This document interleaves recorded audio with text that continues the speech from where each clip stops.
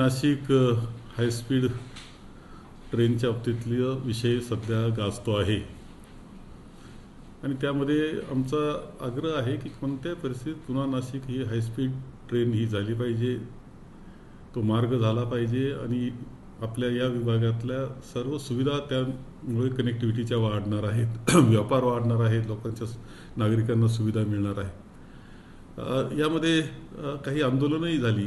यामध्ये पूर्वीपासून माझा सहभाग काही ना काही निमित्तानं होता।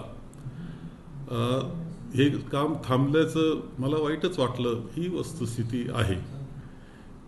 तथापि आता सगळ्या आंदोलनानंतर आणि चर्चेनंतर माननीय पालकमंत्री, माननीय रेल्वे मंत्र्यांना भेटलेले आहेत। राधाकृष्ण विखे पाटील रेल्वे मंत्र्यांना भेटलेले आहेत। मला फक्त एक माहिती त्यांच्याकडून पाहिजे, जनतेला पाहिजे, ती दिली तर आणखी चांगलं होईल की त्यांनी ज्यावेळेस रेल्वे मंत्र्यांना ते भेटले त्यावेळेस त्यांनी कोणत्या मार्गाच्या बाबतीत आग्रह धरलेला आहे। याच्यामध्ये दोन मार्ग स्पष्टपणे आता दिसत आहेत की जो पोखरी हवेली स्टेशन असणारा समनापूर पोखरी हवेली किंवा देवठाणा, हे दोन मार्ग आम्हाला दिसत आहेत। यांनी कोणत्या मार्गाचा आग्रह यामध्ये धरलेला आहे आणि या मार्गामध्ये हे मार्ग कसे जातात या बाबतीतली थोडी माहिती द्यावी, त्या माध्यमातून जनतेला विश्वासात घ्यावं ही अपेक्षा आमची आहे। 2019चा जो मूळ प्रस्ताव होता, संगमनेर अकोला देवठाण मार्गे जाणारा जो रस्ता आहे तो सर्वे होता, तर तोच आपल्या ह्या संगमनेर आणि अकोला तालुक्याच्या जिवंत जीवनरेखा त्यातून तयार होणार आहे।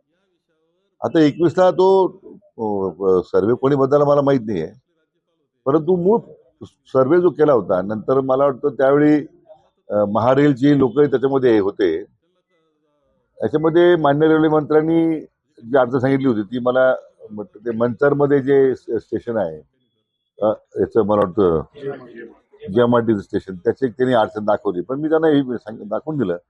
एकूणच सर्वे त्यावेळी पूर्ण करून कामाला सुरुवात होणार होती, तर त्यावेळी त्या 50% भूसंपादनाचा भाग राज्य सरकार उचलणार आहे असं ठरलं होतं आणि तो पब्लिक प्रायव्हेट पार्टनरशिप मधूनच रेल्वे होणार होती। त्यासाठी एक महामंडळ तयार करण्यात आलं होतं, त्याच्यावर एक कार्यकारी संचालक नेमण्यात आले होते।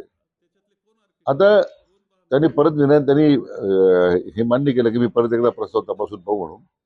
आता मी ह्या आठवड्यामध्ये मुंबईला अधिवेशन सुरू होतं आमचं, त्या रेल्वे अधिकाऱ्यांना आता सूचना केलेल्या आहेत। सगळे नकाशे जे आहेत 1900 2100 जी काही फिजिबिलिटी जी असेल, माननीय रेल्वे मंत्री महोदयांसमोर काय मांडलं गेलं, पूर्वी कसा तो प्रस्ताव योग्य होता, आता का तो त्याच्यामध्ये मंचरची अडचण येते, हे सगळं एकदा मला स्वतः मी बैठक घेणार आहे।